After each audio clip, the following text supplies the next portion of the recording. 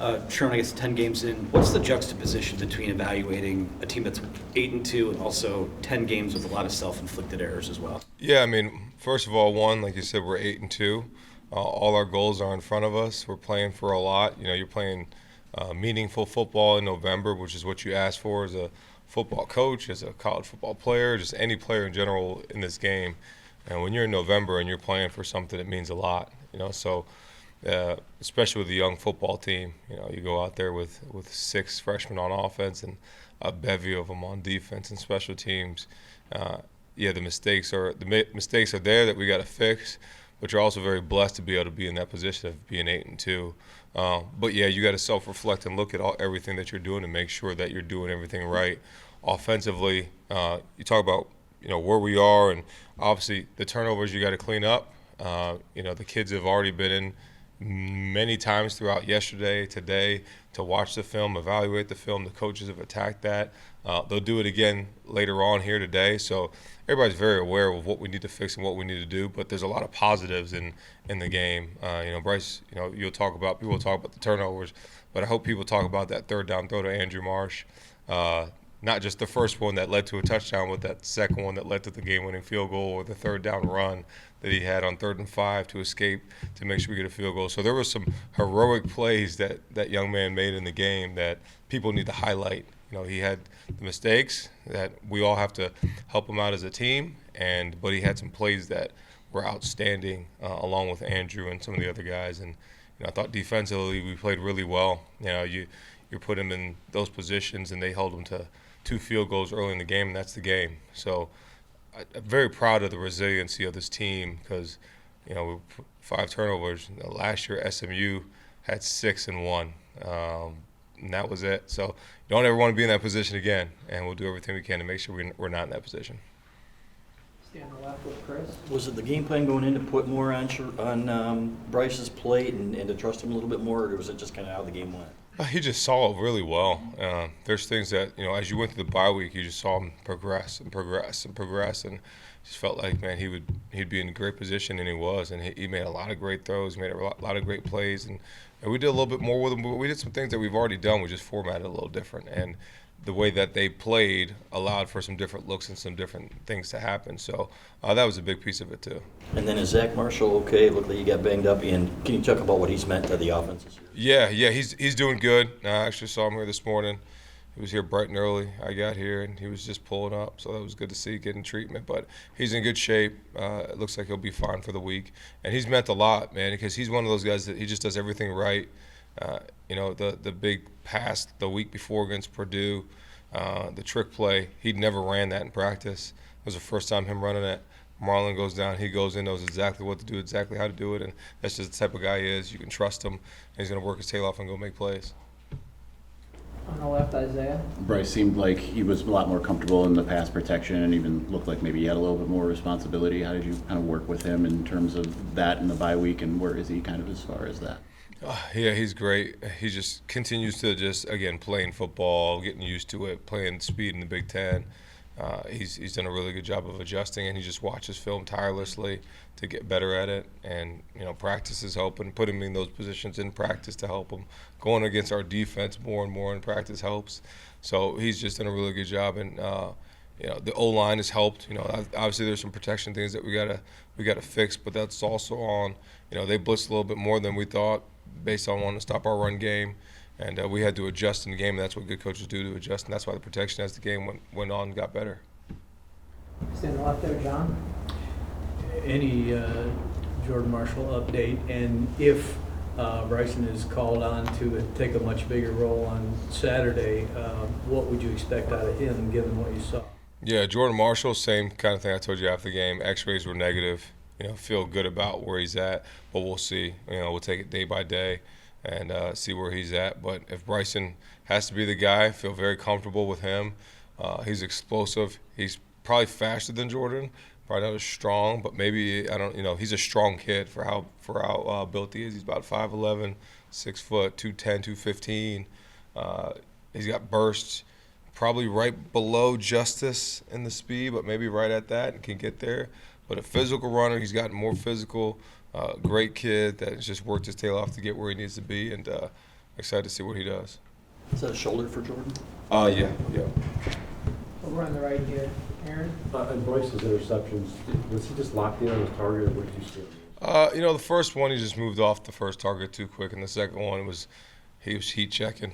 That's what you call that one. Sometimes that happens. He had a couple big plays on it, and then just holding it way too long. Should just probably hand that one, and that happens. But so, those are things that happened, and he's eating himself up about it. But he should also look at the incredible plays he made throughout the game, because those were special. That's the first time he's kind of going through back-to-back drives like that. Did you talk to him in the game? How do you settle him down? Yeah, absolutely. Just keep him calm. Just let him know we trust him, that we're still here with him, and he's got to go do something at the end of the game to go win it, and he did. In the back right, Charles.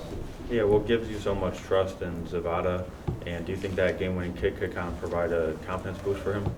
Yeah, just trusting him because what you see in practice, and he missed the first one. The second one was 60 yards, and I saw him, actually watched him, warm-ups. He knocked it through. So when you see it, you're like, okay. And it's with the wind, got a chance, and it had the distance, just wasn't there. But I remember I just looked at his eyes, right? We're going on that drive, and I was like, all right, we're in the position where we need to go, probably get it field goal range, call a timeout to make this the last play. And I just looked at him, and he just gave me the nod. I was like, oh yeah, he's gonna make this kick. So full confidence in him. And then they said on the broadcast that Justice was done for the year. Can you confirm that, or do you have any thoughts on that? Yeah, I don't think he'll be. We'll see as the doctors go. But as far as done for the year, I wouldn't put him in that category. Here, Tony. Sorry, did you say you would or wouldn't? Would not. Okay. And then feels like every year when we get to this week before the final game of the season. Don't even talk about the final game. I'm doing it. Don't even do it. Don't even do it. Trap game spot, Maryland. No, it's not a trap game. This is a good team, man. This is not a trap game. There's nothing about this game that is a trap game. There's zero trap game on this. This is about a really good team that if you don't play well, you will get beat. So there's that trap. The trap is like the Nick Saban poison comment, trying to get us. No, not a trap game. And everybody knows what's ahead, but we got to go execute. We got to go prepare for this one. Like our lives depend on it. It's a playoff game for us in this building, and there's no trap game with this one. Because even in the CFP years, 22, 23, you guys had some tight games there. Oh yeah, we know they're a good team. They always are, and that's how it is. There's no trap mentality. It's we know that it's always tough to go there. It's always tough to play there. They're always a tough team. They always play us tough. So yeah, we gotta be ready to go. Ryan.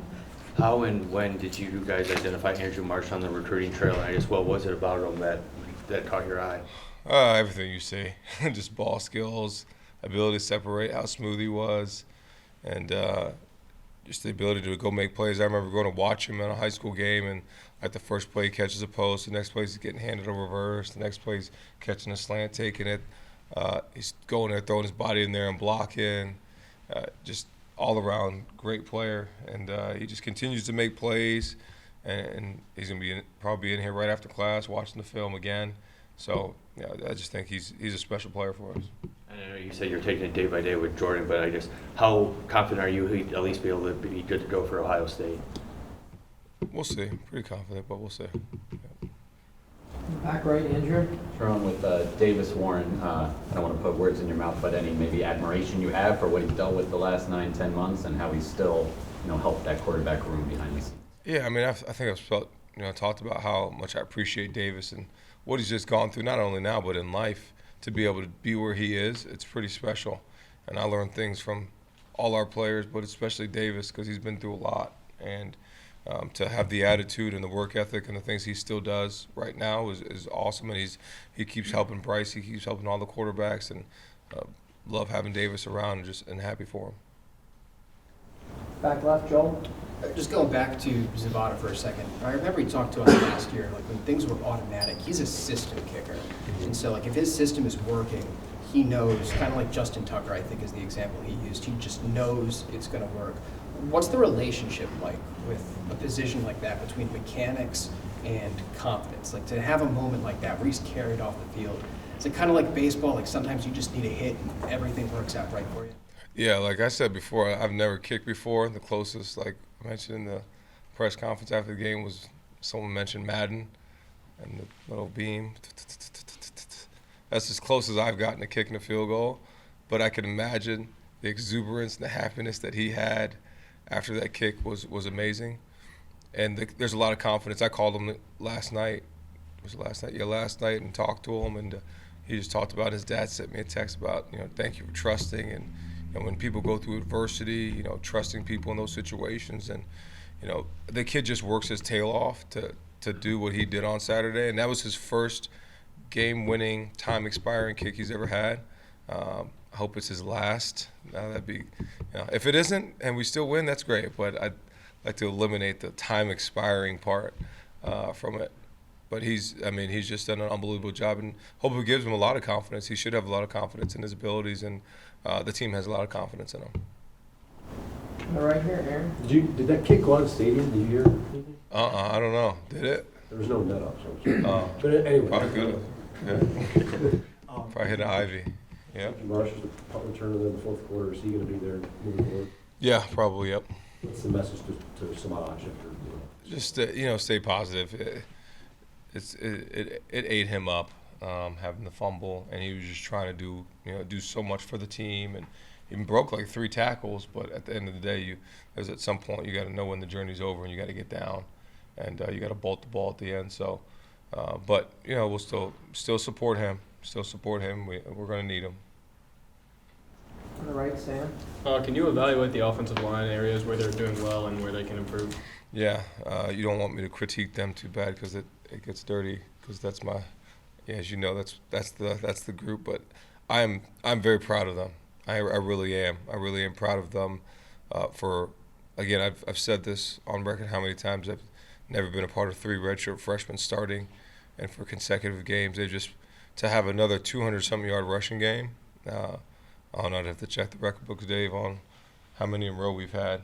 Do you know off the top of your head? Not off the top of my head. See, now we got to test you. But I think when you were OC, we had a few. Yeah, we've had a few. But like for them, for what they've done, I'm very proud of the fight, the physicality that they continue to have. Proud of Grant Newsome and that O-line staff and what they've done. It's always never perfect. But those guys are putting up a great fight and putting us in great position to win games. Angelique. Sherrone, you mentioned with Justice you wouldn't put him in the done for the season. Mm-hmm. Is he done for the regular season though? Yeah, probably yes. Okay. And going back to Samaj, I mean, you talked about getting that text from Zvada's dad.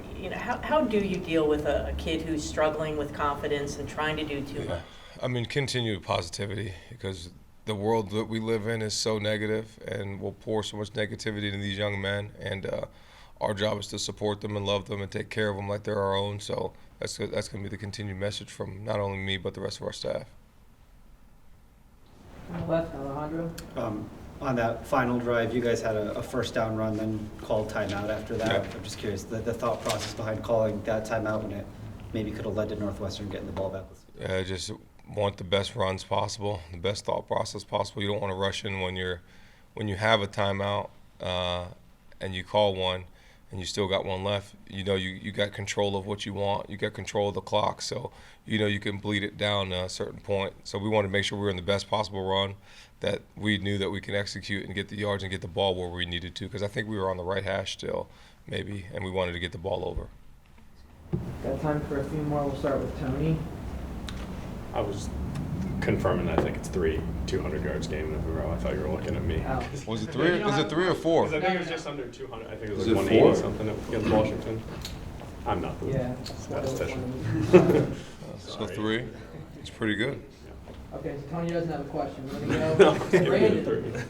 3. With Marsh getting to 12 catches, I mean, it didn't look forced at all. Is there any Yeah. sense of urgency now to really crank up his targets at this point for the last couple, or is it still just whatever comes? I think just allow the quarterback to read through his progressions. We'll put him in different positions so that people can identify exactly where he's at, but just try to space the ball out and get it to the open dude, and he just found him a lot, ironically. So, but he knows how to get open. So.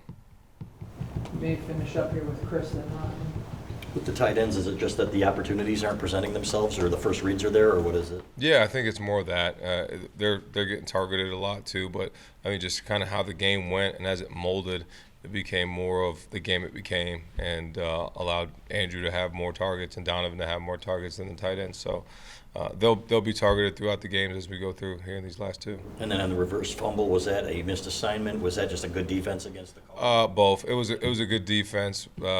We could help them too with the call and make sure if we see anything pre-snap, they did a good job hiding the pressure and allowing that guy to get upfield. So it's two-part. We got to help them too. Brian?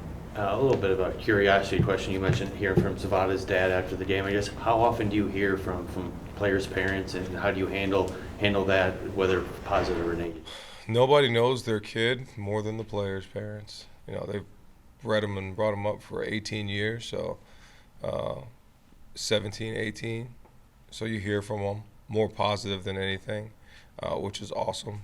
And you know, there's always people that, you know, the naysayers out there that say things but our players' parents are awesome. They just support our kids and do everything they can to keep them positive. All right. Can I clarify just on that reverse? So did you guys kind of know when the play was going on with the reverse that, hey, maybe we saw something that it might not work? Not until the ball was snapped. They did a good job of hiding defense. Yeah.